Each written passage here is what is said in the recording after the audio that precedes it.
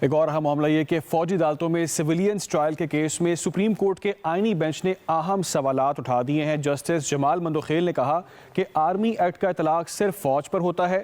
Justice مسرت ہلالی نے کہا کہ جس افسر نے ٹرائل سنا ہی نہیں وہ کیسے فیصلہ سنا سکتا ہے۔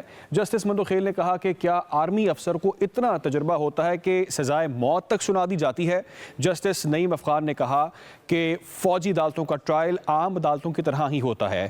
جسٹس مسرت ہلالی نے 1999 کے طیارہ سازش کیس کا تذکرہ کیا۔ وزارت دفاع کے وکیل خواجہ حارث نے کہا کہ طیارہ ہائی جیکنگ آرمی ایکٹ میں درج جرم نہیں، کیس کی سماعت پیر تک کے لیے ملتوی کر دی گئی ہے۔